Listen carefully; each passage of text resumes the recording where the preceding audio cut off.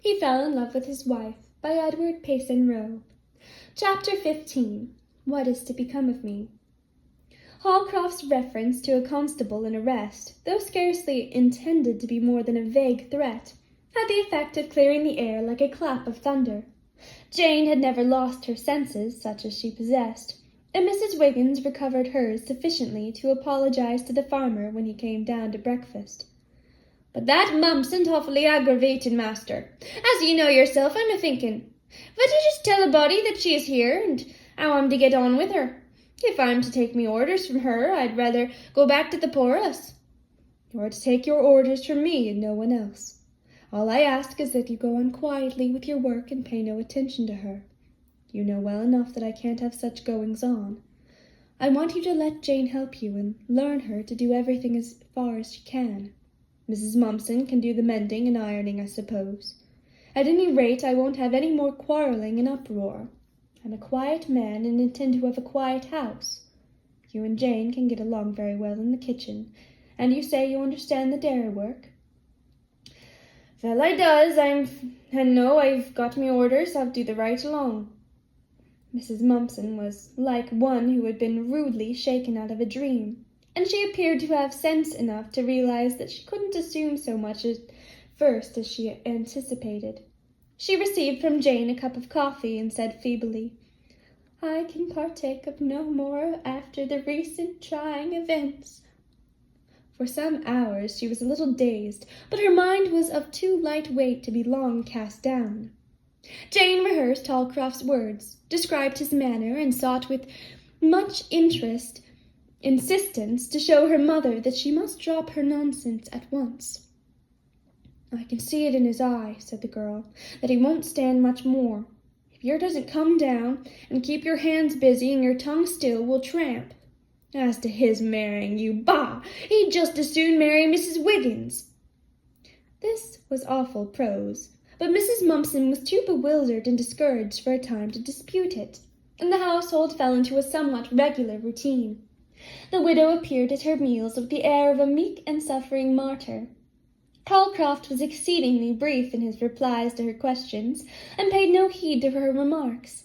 After supper and his evening work, he went directly to his room. Every day, however, he secretly chafed with ever-increasing discontent over this tormenting presence in his house. The mending and such work as she attempted was so wretchedly performed that it would be better to have been left undone. She was also recovering her garrulousness, and mistook his toleration and her immunity in the parlor for proof of a growing consideration. "He knows that my hands were never made for such coarse menial tasks that Viggins does," she thought, as she darned one of his stockings in a way that would render it almost impossible for him to put his foot into it again. "The events of last Monday morning were unfortunate, unforeseen, unprecedented. I was unprepared for such vulgar, barbarous, unheard-of proceedings, taken off my feet, as it were. But now that he's had time to think it over, he sees that I am not a common woman like Viggins." Mrs. Mumpson would have suffered rather than have accorded her enemy the prefix of Mrs. "Who is only fit to be among pots and kettles. He leaves me in the parlor as if a refined apartment became me and I became it. Time and my influence will mellow, soften, elevate, develop, and at last awaken the desire for my society, then yearnings. My first error was in not giving myself time to make a proper impression. He will soon begin to yield like the earth without. First it is hard and frosty, then it is cold and muddy, if I may permit myself so disagreeable an illustration. Now he is becoming mellow, and soon every word I utter will be like good seed in good ground. How aptly it all fits! I have only to be patient." She was finally left almost to utter idleness, for Jane and Mrs. Wiggins gradually took from the incompetent hands even the light tasks which she had attempted. She made no protest, regarding all as another proof that Holcroft was beginning to recognize her superiority and unfitness for menial tasks. She would maintain, however, that her character as the caretaker and ostentatiously inspected everything. She also tried to make as much noise in fastening up the dwelling at night as if she were barricading a castle. Holcroft would listen grimly, well aware that no house had been entered in Oakville during his memory. He had taken an early occasion to say at the table that he wished no one to enter his room except Jane, and that he would not permit any infringement of this rule. Mrs. Mumpson's feelings had been hurt at first by this order, but she soon satisfied herself that it had been meant for Mrs. Wiggin's benefit and not her own. She found, however, that Jane interpreted it literally. "If either of you set foot in that room, I'll tell 'em," she said flatly. "I've had my orders, and I'm a-going to obey. There's to be no more rummaging. If you'll give me the keys, I'll put the things back in order again." "Well, I won't give you the keys. I'm the proper person to put things in order. If you did not replace them properly, you are just making an excuse to rummage yourself. My motive for inspecting is very different from yours." "Shouldn't wonder if you was sorry some day," the girl had remarked, and so the matter had dropped and been forgotten. Holcroft solaced himself with the fact that Jane and Mrs. Wiggins served him his meals regularly and looked after the dairy with better care than it had received since his wife died. "If I had only those two in the house, I could get along first-rate," he thought. "After the 3 months are up, I'll try to make such an arrangement. I'd pay the mother and send her off now, but if I did, Lemuel Weeks would put her up to a lawsuit." April days brought the longed-for ploughing and planting, and the farmer was so busy and absorbed in his work that Mrs. Mumpson had less and less place in his thoughts, even as a thorn in the flesh. One bright afternoon, however, chaos came again unexpectedly. Mrs. Wiggins did not suggest a volatile creature, yet such a lass she was. She apparently excelled and was lost, leaving no trace. The circumstances of her disappearance permit of a very matter-of-fact and not very creditable explanation. On the day in question, she prepared an unusually good dinner, and the farmer had enjoyed it in spite of Mrs. Mumpson's presence and desultory remarks. The morning had been fine, and he had made progress in his early spring work. Mrs. Wiggins felt that her hour and opportunity had come. Following him to the door, she said in a low tone, and yet with a decisive accent as if she was claiming a right, "Master, I thank ye for my 2 weeks' wages." He unsuspectingly and unhesitatingly gave it to her, thinking, "That's the way with such people. They want to be paid often and be sure of their money. She'll work all the better for having it." Mrs. Wiggins knew the hour when the stage passed the house. She had made up a bundle without a very close regard to a mim or a tum, and was ready to flit. The chance speedily came. The caretaker was rocking in the parlor, and would disdain to look, while Jane had gone out to help plant some early potatoes on a warm hillside. The coast was clear. Seeing the stage coming, the old woman waddled down the lane at a remarkable pace, paid her fare to town, and the Holcroft kitchen knew her no more. That she found the friend she wished to see on her way out of the farm, and that this friend brought her quickly under Tom Watterly's care again, goes without saying. As the shadows lengthened and the robins became tuneful, Holcroft said, "You've done well, Jane. Thank you. Now you can go back to the house." The child soon returned in breathless haste to the field where the farmer was covering the potato pieces she had dropped, and cried, "Mrs. Wiggins gone!" Like a flash, the woman's motive in asking for her wages occurred to him, but he started for the house to assure himself the truth. "Perhaps he's in the cellar," he said, remembering the cider barrel, "or else she's out for a walk." "No, she ain't," persisted Jane. "I've looked everywhere and all over the barn, and she ain't nowhere. Mother ain't seen her neither." With dreary misgivings, Holcroft remembered that he no longer had a practical ally in the old Englishwoman, and he felt that a new breaking up was coming. He looked wistfully at Jane and thought, "I could get along with that child if the other was away, but that can't be. She'd visit here indefinitely if Jane stayed." When Mrs. Mumpson learned from Jane of Mrs. Wiggins' disappearance, she was thrown into a state of strong excitement. She felt that her hour and opportunity might be near also, and she began to rock very fast. "What else could he expect from such a female?" she soliloquized. "I've no doubt but she's taken things too. He'll now learn my value and what it is to have a caretaker who'll never desert him." spirits and courage rose with the emergency. Her thoughts hurried her along like a dry leaf caught in a March gale. "Yes," she murmured, "the time has come for me to act, to dare to show him his desperate need, an hour of desertion, what might be, may be, must be. He will now see clearly the difference between these peculiar females who come and go, and a respectable woman and a mother who can be depended on, one who will never steal away like a thief in the night."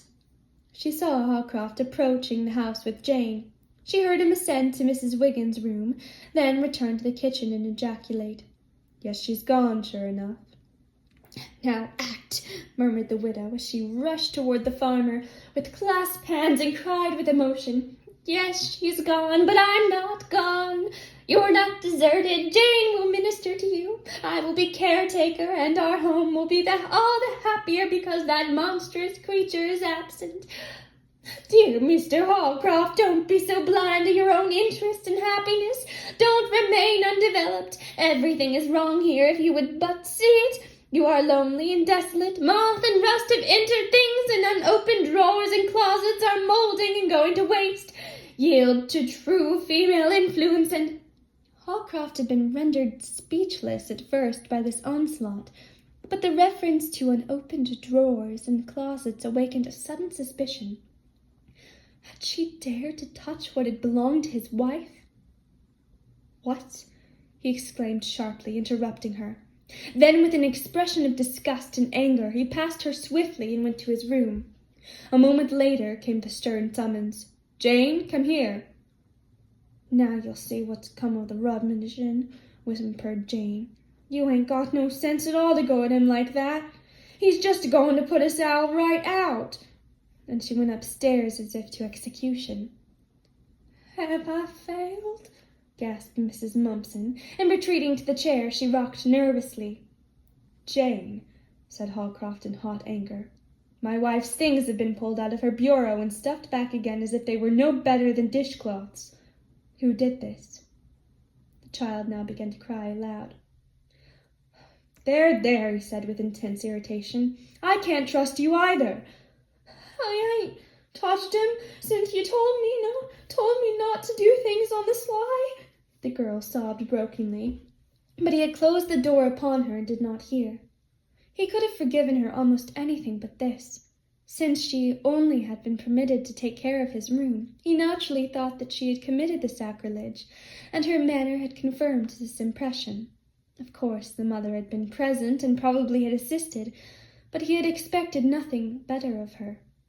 He took the things out, folded and smoothed them as carefully as he could with his heavy hands and clumsy fingers. His gentle, almost reverent touch was in strange contrast with his flushed, angry face and gleaming eyes. "This is the worst that's happened yet," he muttered. "Oh, Lemuel Weeks, it's well you are not here now, or we both might have cause to be sorry. It was you who put these prying and, for all I know, thieving creatures into my house, and it was as mean a trick ever played on a man, one on the other. You and this precious cousin of yours thought you could bring about a marriage. You put her up to the ridiculous antics. Faugh, the very thought of it all makes me sick." "Oh, Mother, what shall I do?" Jane cried, rushing into the parlor and throwing herself on the floor. "He's going to put us out, all right."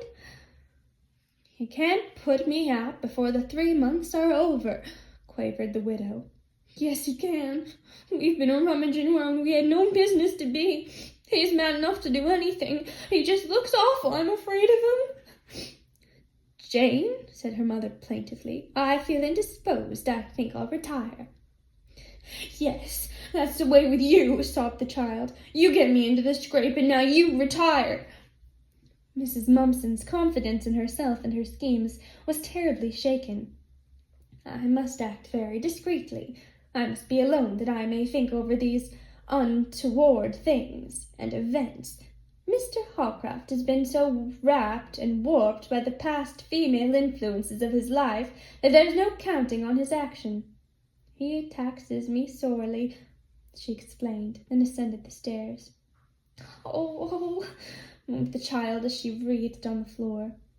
Mother ain't got no sense at all. What is going to become of me? I'd rather hang about his barn than go back to Cousin Lemuel's or any other cousins. Spurred by one hope, she at last sprung up and went to the kitchen. It was already growing dark, and she lighted the lamp, kindled the fire, and began getting supper with breathless energy. As far as he could discover, Holcroft was satisfied that nothing had been taken. In this respect he was right. Mrs. Mumpson's curiosity and covetousness was boundless, but she would not steal. There are few who do not draw the line somewhere. He tried to put the articles back as they were before. He locked them up and went hastily down and out, feeling that he must regain his self-control and decide upon his future action at once. I will then carry out my purposes in a way that will give the Weeks tribe no chance to make trouble. As he passed the kitchen windows, he saw Jane rushing about as if possessed, and he stopped to watch her. It soon became evident that she was trying to get his supper. His heart relented at once in spite of himself. The poor wrong child, he muttered. Why should I be so hard on her for doing what she's been brought up to do? Well, it's too bad to send her away, but I can't help it. I'd lose my own reason if the mother were here much longer, and if I kept Jane, her idiotic mother would stay in spite of me. If she didn't, there'd be endless talk and lawsuits, too, like enough, about separating parent and child. Jane's too young and little, anyway, to be here alone and do the work. But I am sorry for her, I declare I am, and I wish I could do something to give her a chance in the world.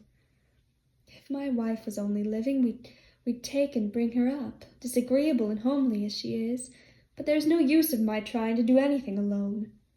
I fear after all that I shall have to give up the old place and go. I don't know where. What is to become of her?